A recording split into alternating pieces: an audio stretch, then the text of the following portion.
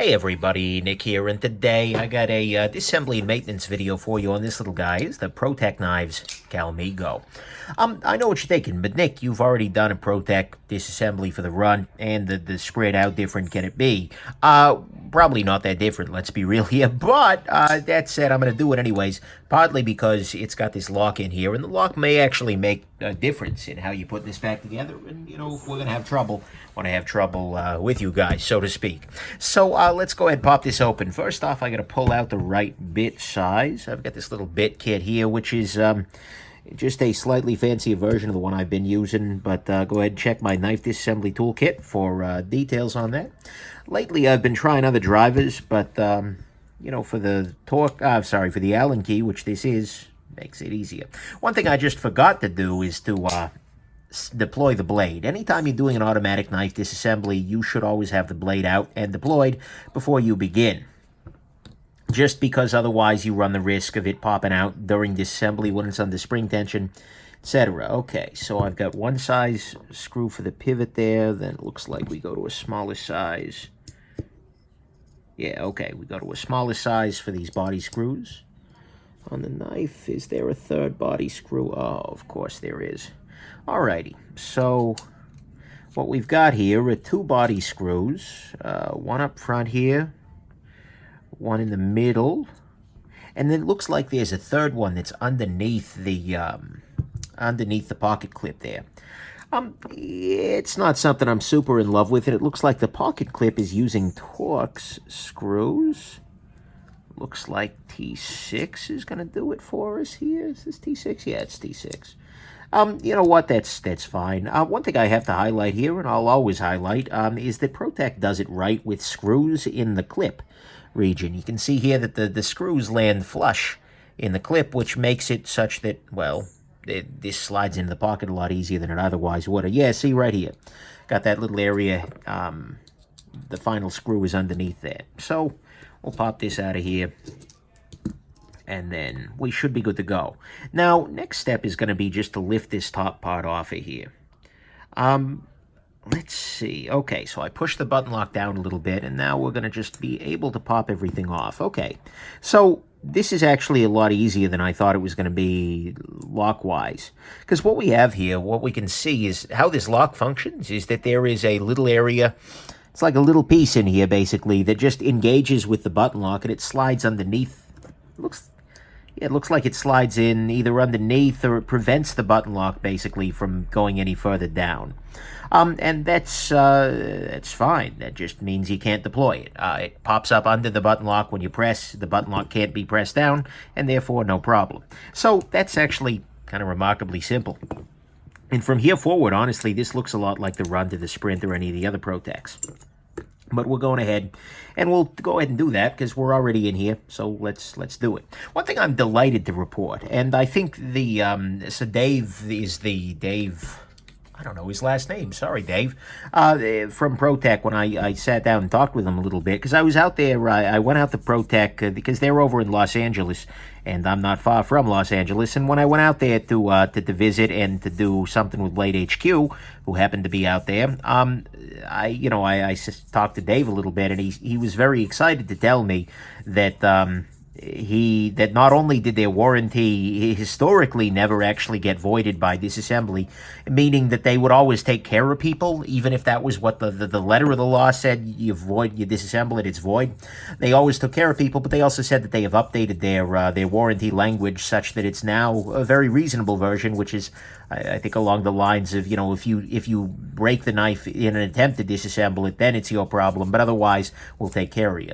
And honestly, that's great. A lot of makers, when I highlight the fact that their warranty language is kind of crappy in that way, will always say something very similar, like, well, you know, anytime somebody has an issue, we've taken care of them. We just wanted to have that on the books. And okay, run the business as you'd like, but that's always been something that bothers me. But the fact that they've now gone ahead and just changed the language outright, so it's explicit, and you know that if you do a good job putting things back together, there's no freaking problem with having kept your tool in optimal condition. That's great. And so I was really delighted to hear that. And that makes this a much better approach. That said, there is something to be said for when you're doing a disassembly like this for being careful, making sure that this is a knife that you can take back apart. Whoop, there. That you can take apart and that you can be happy doing, because you never want to be the guy who sends, or the gal for that matter, who sends a knife back to the maker in pieces. One thing that I'm just noticing here is actually this is a little bit strange. It looks like this is, the button lock slides into here. Wait a second, hold on. I wonder, what's going on here? As I'm reassembling this, actually, I'll leave the spring out for a second, because that'll make things a little easier. So if this is the button lock here, when this knife is closed, so we'll install the button lock, and I'll give you a little trick for doing that a little bit later, but I'm really trying to understand exactly the geometry there of this blade groove here. Come on. Let's get back in there. I'm sure Protech assemblers are just laughing if they're watching this. Okay, yeah, it is the case then that when this stays in there, and then that really holds it pretty securely in place. That's good, I guess. No problem there. But it literally cannot, the blade cannot come out until the button lock is pushed down, allowing it to slide out through this area. That's why there's this cutout there. In terms of, like, overall strength of the blade, maybe it's... But the thing is, it's a tiny freaking knife. I don't think anyone's relying on this to be, you know, crazy pry bar. No, it's a stupid thing to do it on any knife, let alone a little tiny one. But anyways, so yeah, there we go. Other than that, there's the lock there, which makes a lot of sense. No problem there. There is, yeah, I mean, yeah. One thing to highlight here is that they are not using any kind of a washer on this guy. There's no phosphor bronze, no Teflon, no nada. This is, I think, the case, certainly the case for every Protech I've handled. And honestly, it's something a lot of people comment on, like, oh my God, Nick, hold on. But it's not really something that bothers me particularly. With an automatic knife, you're never going to get sort of the smooth falling action that you're trying to chase in like a knife with bearings or on phosphor bronze, etc. It's just gonna power out of there. And I'm using some 85 weight nano oil here just to get everything lubricated up, and I'm going to put a little bit around the pivot here just so that is good to go as well. So, you know, you don't need that sort of super fall shutty action, and honestly, you know, as long as the liners support everything, there's no play, and indeed there is no play. It's worth noting that when I got this guy, there was zero blade play at all, which has been something I've seen in the past out of Protechs, and I'm really glad to see, well, I'm really glad to not see it this time. Because, you know, it's always been adjustable out, but it's nice to see that not being a factor when you get it out of the box. So anyways, yeah, that's not something that particularly bothers me, this lack of washes. Whatever. They were bigger fish to fry, so to speak. Okay, I'm going to go ahead and drop the spring back in here. Now what I'm going to do is, unfortunately, there's kind of a process here. So in order to get this guy back together, one important thing, and I'll see if I can zoom in a little bit and show you that. So on this little guy here, there is a groove, and on this little spring, there is a tongue.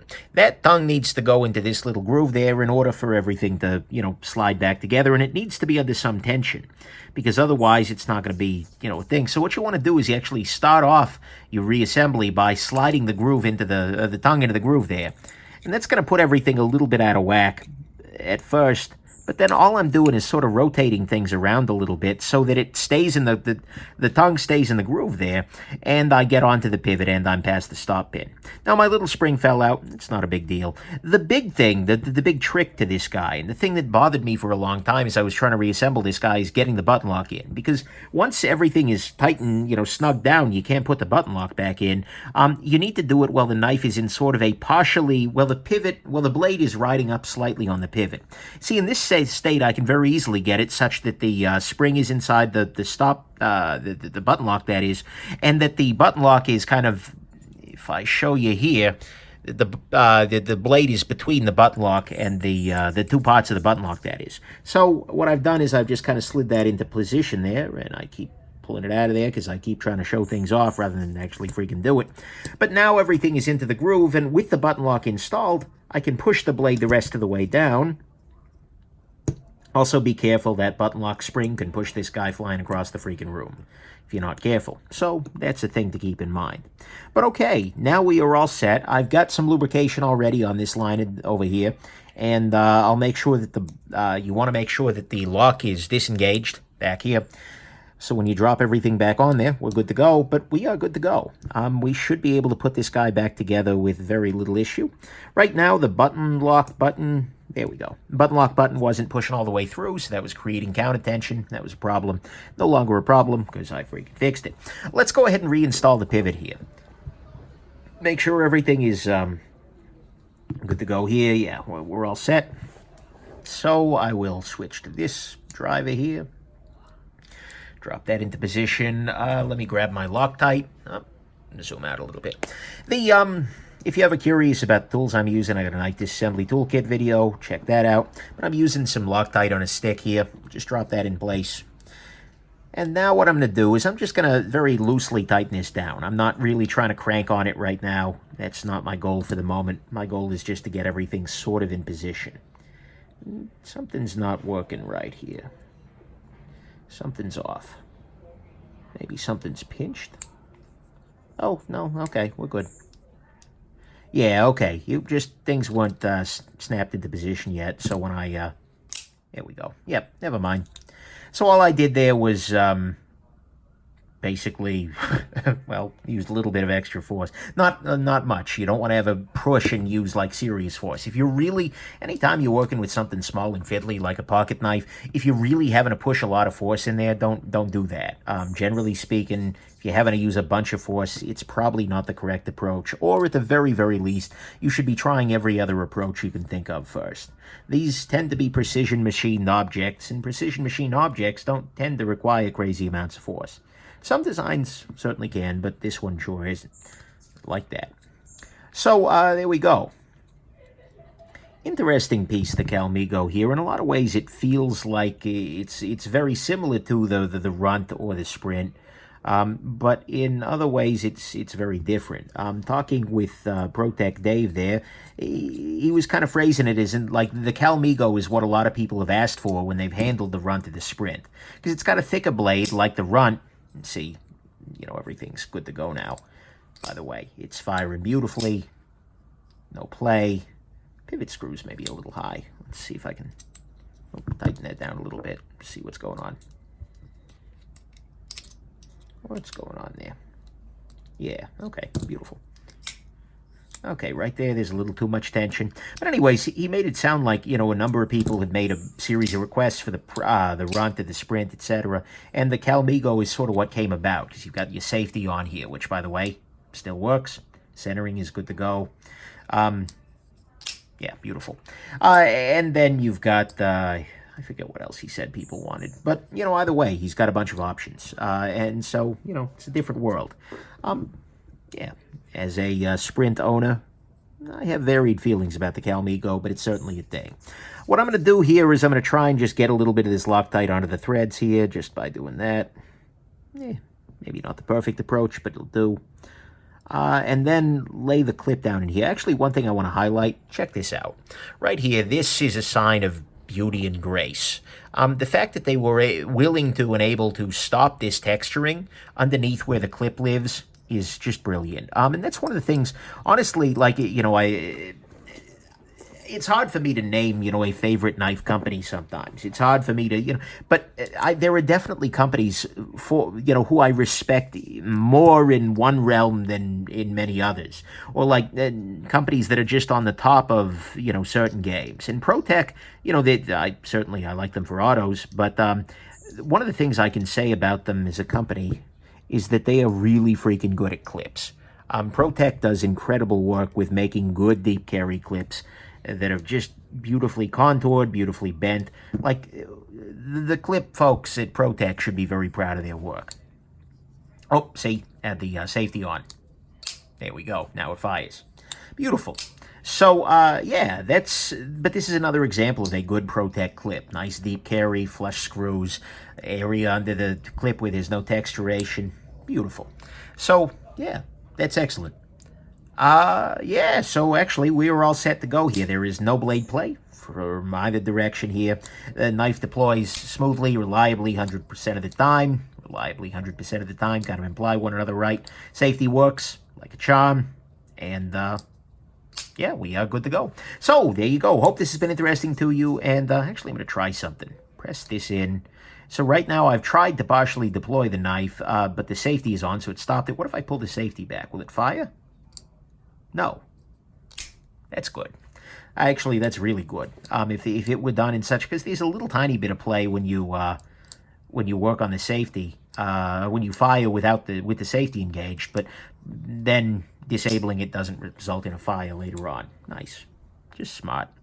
Anyways, good, nice knife, well designed here, and we will go on ahead and do a full review here shortly. Hope this has been interesting to you. Have yourselves just an absolutely wonderful rest of your day. Bye now.